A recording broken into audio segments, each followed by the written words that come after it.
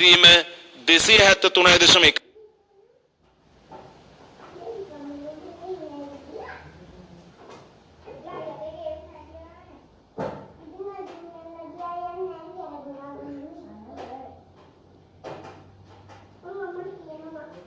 කයයි කෙල්වින් කියලා අගයක් ඔබට ලැබෙනවා. මේක තමයි নিরপেক্ষ පරිමාණයට අදාළ වෙන තත්වය. කෙල්වින් පරිමාණයට අදාළ වෙන තත්වය xt විදීම xt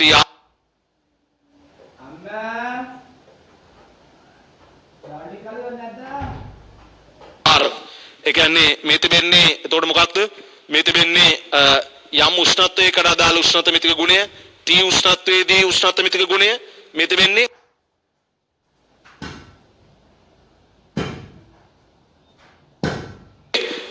ජලයේ ත්‍රිකලක්ෂයට අදාළ වෙන උෂ්ණත්ව මිතික ගුණය මේ තිබෙන්නේ 273.1 ගුණ කරපුවාම කෙල්වින් වලින් ඔබට ගන්නට පුළුවන්. ඔබ ජලයේ ත්‍රිකලක්ෂය ඇසුරේ নিরপেক্ষ උෂ්ණත්වයේ සඳහා ප්‍රකාශනය කියන තැනදී මේ ටික ලියලා මේක කොටු කරගන්න අතු පාට පෑනේ.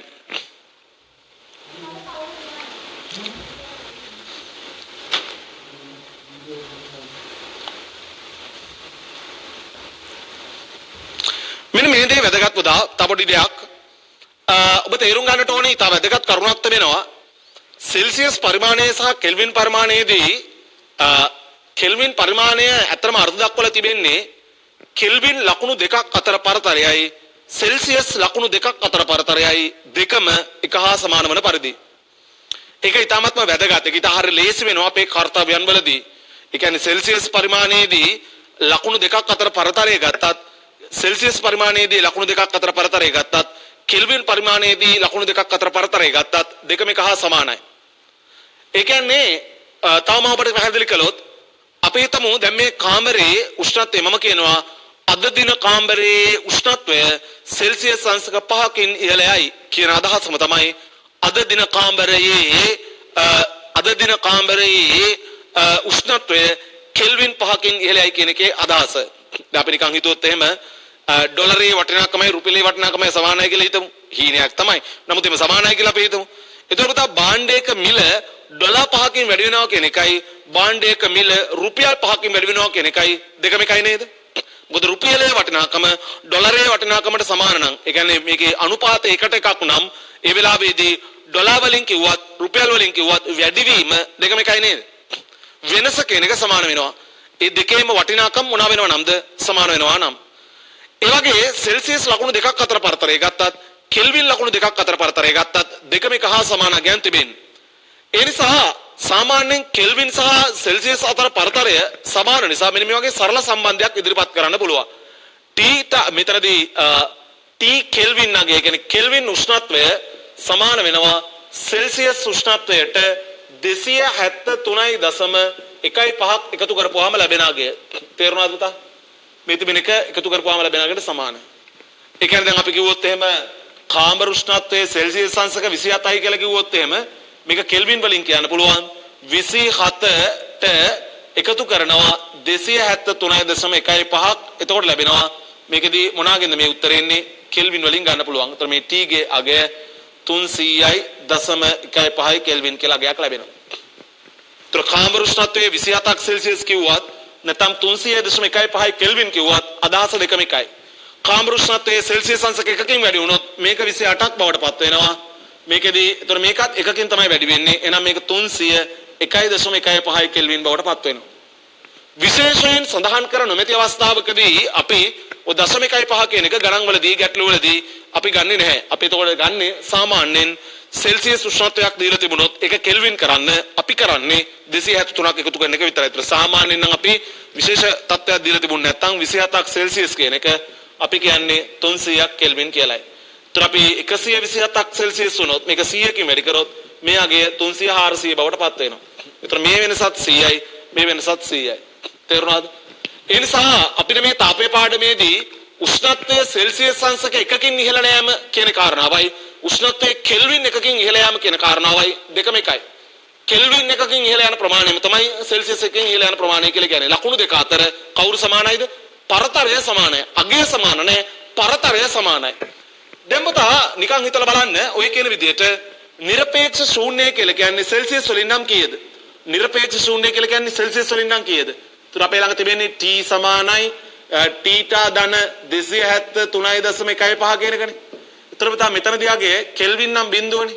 මේක බිඳුව දාපුවාම තීටා ධන 273.15 නේද? එහෙනම් මෙයා ගේනවා තීටාගේ ආගේ ඍණ 273.15යි කෙල්වින් කියලා එන්නේ. ඒතර මෙයාගේ ඍණ 273.15යි කෙල්වින් මෙයාගේ ලැබෙනවා. ඒතර අපිට මෙතනදී මේ බිඳුවයි කෙල්වින්. ඒතර මම ඔබෙන් අහුවොත් එහෙම මෙන්න මෙයාගේ සෙල්සියස් බිඳුව කියලා කියන්නේ කෙල්වින් වලින් කොච්චරද?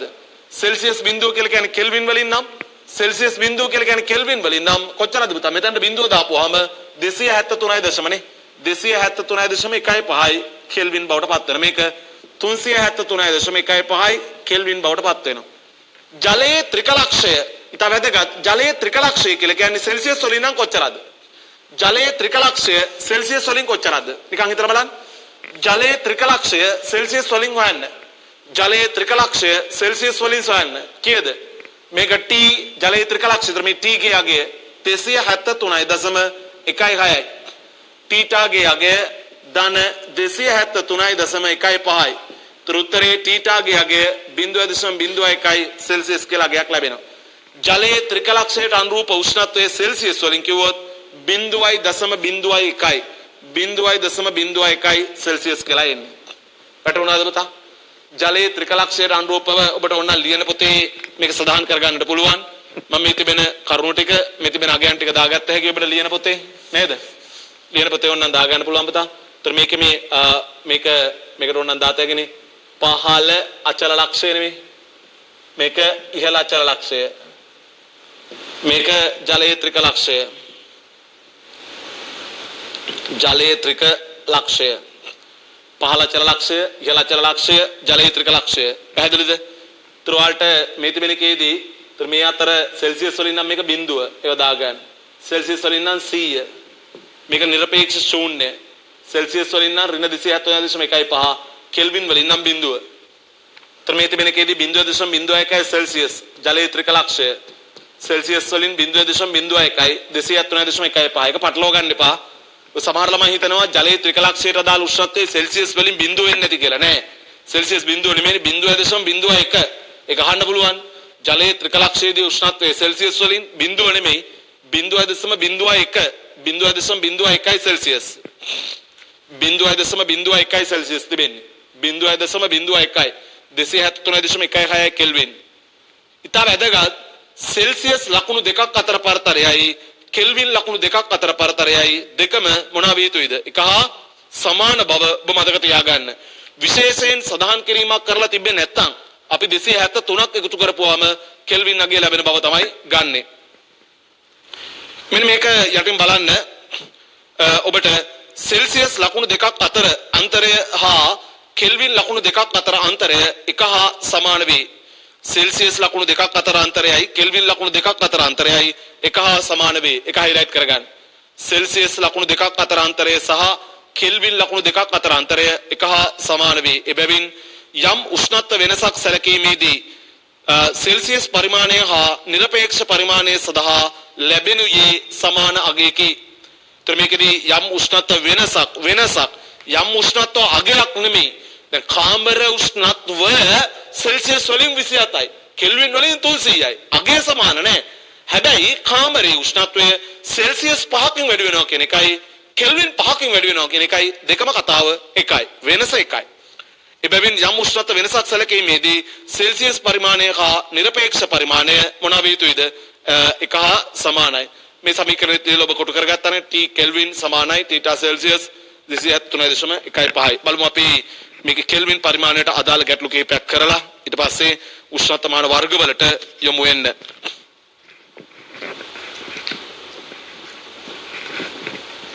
මේකදී බලන්න ඉස්සෙල්ලාම ඔබ 6 වෙනි ප්‍රශ්නය පිටු අංක 24. right නියත පරිමා උෂ්ණත්වමානයක වායුවේ පීඩනයද ඔබට මේ නියත පරිමා උෂ්ණත්වමානය මොනවද දැනගන්න ඕනේ? හරිද? මෙතනදී වායුවේ පීඩනය ජලයේ ත්‍රිකලක්ෂය වන 273.16 කෙල්වින් වලදී දීලා තිබෙනවා. මෙහෙම දාගමුකෝ. तर මම ඔබට කියවනේ तर මෙතනදී 273.16යි කෙල්වින් වලදී මේකේ පීඩනය දීලා තිබෙනවා XTR මේකේ 4.1 වැඩි කිරීම 10.4යි 4.1 වැඩි කිරීම 10.4යි නිව්ටන් වර්ග මීටරයට වේ පැස්කල් වලින් ඔයාගේ නේද ත්‍රිකලක්ෂයේදී ජලයේ ත්‍රිකලක්ෂයේදී ඔයාගේ නොදන්නා උෂ්ණත්වයේදී දී තිබෙනවා නොදන්නා උෂ්ණත්වයේදී දී තිබෙනවා කීයද 200 නොදන්නා උෂ්ණත්වයේදී අපිට T නොදන්නා උෂ්ණත්වයේදී T උෂ්ණත්වයේදී 4.7 වැඩි කිරීම 10.4යි 4.7 වැඩි කිරීම 10.4යි නිව්ටන් වර්ග මීටරයට මෙයාගේ බිඳුව දාලා මෙතනටත් බිඳුව දාන්න කියලා මම ඔබට කිව්වේ කෙල්වින් බිඳුවේදී උෂ්ණත්වරිතික ගුණයක් නැහැ කියලා අපි ගන්න. ඒක තමයි ක්‍රමේ නිරපේක්ෂ ශූන්‍යයේදී උෂ්ණත්වයේ බිඳුව වෙන තැනදී උෂ්ණත්වරිතික ගුණ නැහැ කියලා ගන්නට ඕනේ. මොකද පදාර්ථයේ චාලක ශක්තියක් නැති වෙන අවස්ථාව කියන එකනේ ඉන්නේ. එතකොට අපිට ඕකේ ගන්න පුළුවන් T ඍණ 273.16 නැත්නම් T ඍණ බිඳුව මෙතනදී 273.16 අඩු කිරීම බිඳුව 4.7 වැඩි කිරීම 10.4 අඩු කිරීම බිඳුව බෙදීම 4.1 වැඩි කිරීම 10.4 අඩු කිරීම බිඳුව තේරුණාද? එතකොට T බෙදීම 273.16 මෙතනදී 10.4 කපලා ගියපුවාම 4.7 බෙදීම 4.1 මේක සුළු වුණාම T ගේ අගය ලැබෙනවා 4.1 වැඩි කිරීම 273.16යි කෙල්වින් කියලා එන්නේ 4.7 බෙදීම 4.1 වැඩි කිරීම 273.16 ඕක සුළු කරන්න ඔබ සුළු කරපුවාම ඔබට 313යි කෙල්වින් ආසන්න වශයෙන් උත්තරයක් ලැබෙයි. තේරුණා නේද? ඊළඟට බලන්න මේකේ 9 වෙනි ප්‍රශ්නය 9 වෙනි ප්‍රශ්නය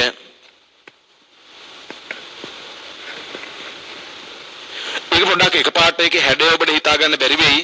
මම ඔබට පොඩි රූපසරහනක් දෙන්නම්. මේ රූපසරහන ආයේ කොහොමද කියන එක ඔබට අවශ්‍ය වෙන්නේ නැහැ. ඒක නියත පරිමා වායු උෂ්ණත්වමානය කියන එකට අදාළ කාරණාවක්. මම රූපසරහන ඔබට දෙන්නම් පොඩි පැහැදිලි කිරීමක් උදෙසා. මෙතන බලන්න. මෙතන වෙන්නේ මේ නියත පරිමා වායු උෂ්ණත්වමානය කියන එක. ඒතර මෙතන මේ අවස්ථාවන් දෙකක් දීලා තිබෙනවා. මේ උෂ්ණත්වයේ සෙල්සියස් අංශක බිඳුවේ මේ බල්බ් එක මේ උපකරණය පිළිබඳව ඔබ අවධානය යොමු කරන්න ඕනේ නැහැ ලොකුවට. මොකද ඔබට ඒක විෂය නිර්දේශය තුල නැහැ මේ. නමුත් මේ ක්‍රියාවලිය මට පොඩ්ඩක් ඔලුවට දෙන්න ඕන නිසා මම මේක ගන්න ඔය දැම්මේ. ඒතර මේ බල්බ් එක තිබෙනවා මේක ඇතුලේ වාතය තිබෙන්නේ. මේක වෙන ක්‍රියාවලිය ගත්තොත් උෂ්ණත්වය වැඩි වෙනකොට මේ වාතයේ පීඩනය වැඩි වෙනවා. වාතයේ පීඩනය වැඩි වෙනකොට ප්‍රෙෂර් එක වැඩි වෙද්දී මෙහෙම මේක පල්ලෙහාට තල්ලු කරනවා. මේක උඩට එනවා. උෂ්ණත්වය අඩු වෙනකොට මේකේ වාතයේ පීඩනය අඩු වෙනවා. එතකොට මේකේ රසදිය කඳ මේ පැත්තට පැමිණෙනවා.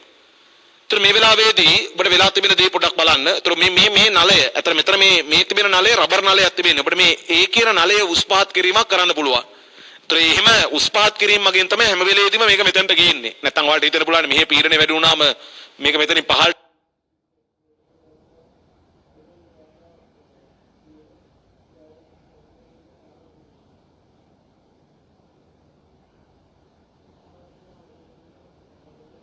යන්න ඕනද කියලා මෙහෙම පිම්බාම කවුරු කෙනෙක් මේකේ ප්‍රෙෂර් එක වැඩි වෙද්දී කෙනෙක් අහන්න බලන්න මේක පල්ලෙහාට යන්නේ නැද්ද කියලා. එහෙම පල්ලෙහාට යන්නේ නැහැ. පල්ලෙහාට යනවා තමයි. නමුත් පල්ලෙහාට ගියපුවාම අපි ඒ නලය උස්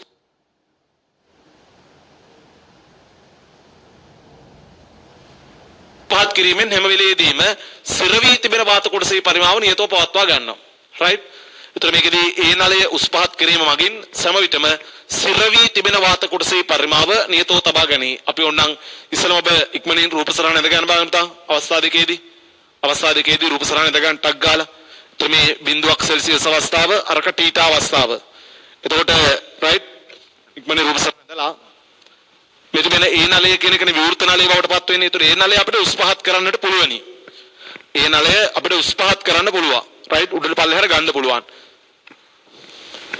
අපි මෙහෙම සදාහන් කර ගැනීමක් කරමු.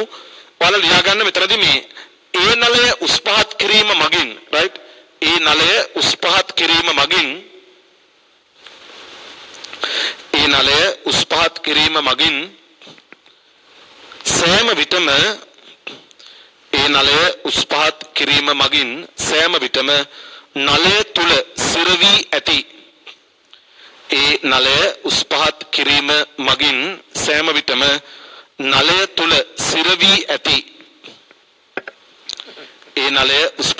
මගින් සෑම විටම නලය තුල සිර වී ඇති වාත පරිමාව නියතව තබා ගැනේ. දැන් මම ඔබෙන් අහුවොත් එහෙම මේ වෙලාවේ වාතයේ පීඩනය පොඩක් හිතලා බලන්න. මේ තිබෙන බල්බය තුල තිබෙන වාතයේ පීඩනය P1 කියලා අපි ගමු. මේක P1 කියලා හිතන්න. ඒතරපතා මෙන්න මෙතනදී ඔබ තේරෙනවද සමජාතීය තරලයක එකම තිරස් මට්ටමේ පීඩනයන් සමාන විය යුතු නිසා. හරිද? සමජාතීය තරලයක එකම තිරස් මට්ටමේදී පීඩනයන් සමාන වෙන්න ඕන නිසා මේ ස්ථානයේ පීඩනයයි මොනවා වෙන්න ඕනද? සමජාතීය තරලයක එකම තිරස් මට්ටමේදී පීඩනයන් සමාන වෙන්න ඕන නිසා මෙතන පීඩනයයි සමාන වෙන්න ඕනනේ. ඒතර මෙතන පීඩනයයි සමානයි. ඒතර මෙතන පීඩනය කියලා කියන්නේ මේ තිබෙන P1 ගේ අගයට මෙන්න මේ රසදිය කඳ මගින් නැති වෙන ද්‍රවස්තික පීඩනය එකතු කරන්න ඕනේ. ඒ වගේම මෙතන පීඩනය කියලා කියන්නේ වායුගෝලීය පීඩනය. ඔබට කියනවා වායුගෝලීය පීඩනය කොච්චරයිද? 76.5 රසදිය සෙන්ටිමීටර්. මම මෙහෙම ලියුවොත් හරිද කියලා බලන්න. P1ට 3.5ක් එකතු කරපුවාම එන අගය 76.5ට සමාන වෙන්න ඕනේ නේද? ඒ කියන්නේ මෙන්න මේ ලක්ෂයේ පීඩනයයි සමානනේ. මේ ලක්ෂයේ පීඩනය මෙතන උඩ තිබෙන්නේ වාතය. මේක වාගෝ P 76.5 රසදිය සෙන්ටිමීටර්. මේ තිබෙන්නේ රසදිය නිසා අපිට මේ තිබෙන ද්‍රව කන්දේ උසත් රසදිය කන්දක උසක් මගින් ඉදිරිපත් කරන්න පුළුවන්. ඒතර මේකෙදී පීඩනය ඉදිරිපත් කරන්න පුළුවන්. ඇතුළත සිර වී තිබෙන වාතයේ පීඩනයට මේ 3.5 P1 ධන 3.5 සමාන වෙනවා 76.5ට. ඒ කියන්නේ P1 ගේ අගය සමානයි 76.5න් 3.5 ගියපුවාම 73යි Hg සෙන්ටිමීටර කියලා අගයක් ලැබෙනවා. P1 ගේ අගය ලැබෙන්නේ 76.5න් 3.5ක් අඩු වුණාට පස්සේ ලැබෙන අගය. ඒ කියන්නේ 73යි රසදිය සෙන්ටිමීටර. වැටුණාද?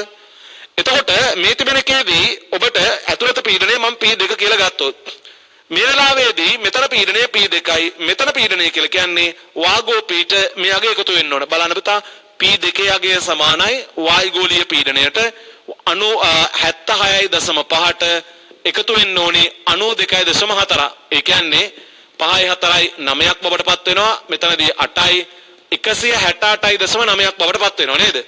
මේකදී P2 අගය රසදිය සෙන්ටිමීටර් ඔහොම අගයක් එන්නේ. ඒතර ඔබ දන්නවා දැන් මේ තිබෙන උෂ්ණත්වයේදී අගය කීයද කියලා දන්නවා. මේ උෂ්ණත්වයේදී අගය කීයද කියලා දන්නවා. ඔයාලට මේ අවස්ථා දෙකේදීම පීඩනය නියත අගයක පවතින්නේ. පරිමාව නියත අගයක පවතින්නේ. පරිමාව නියත අගයක තිබෙනවා.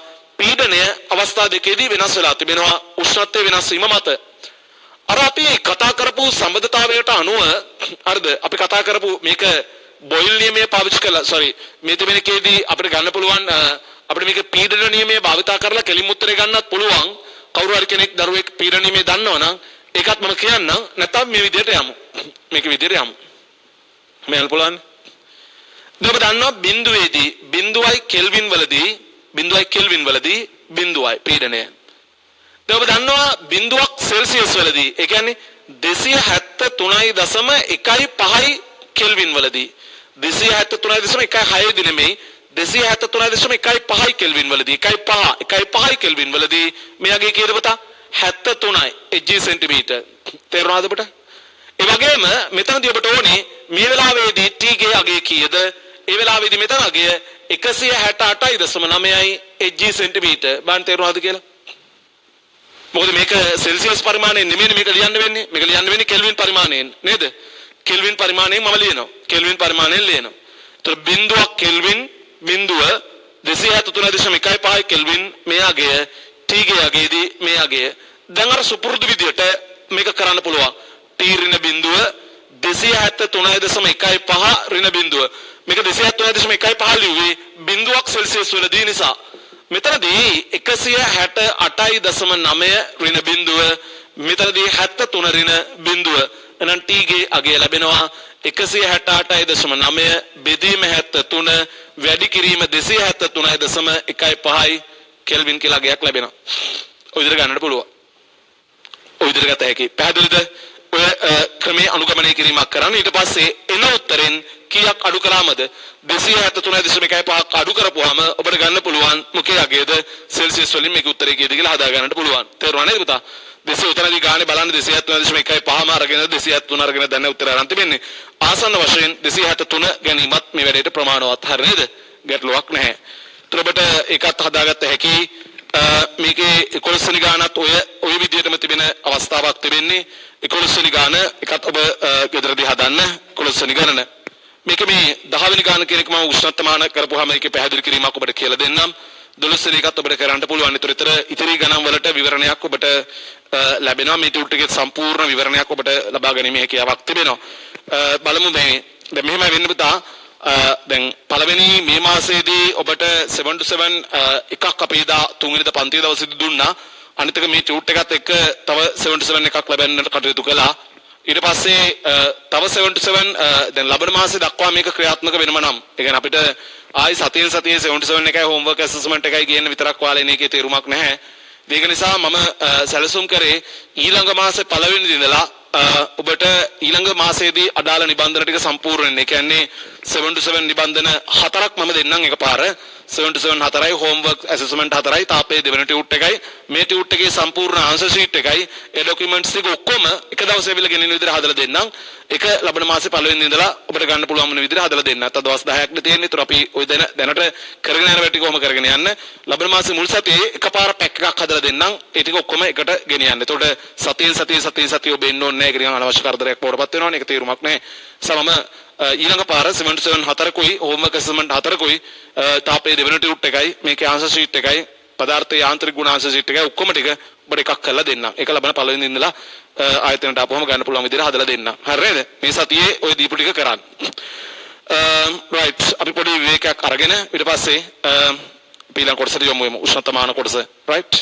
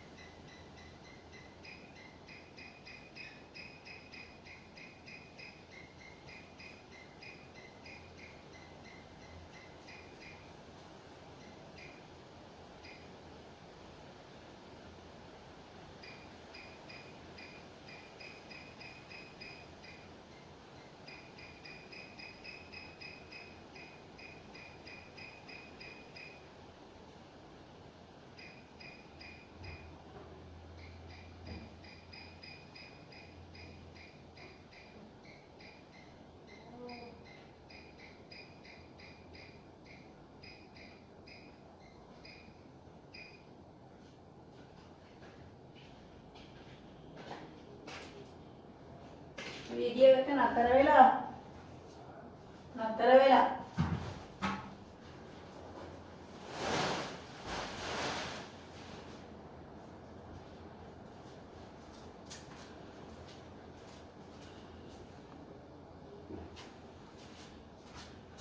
අක්කෝ ඒක ඉවර වෙලා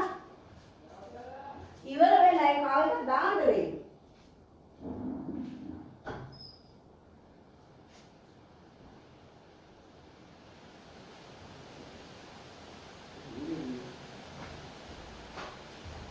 ඉවරක් ගොඩක් වෙලා දන්නේ නැහැ.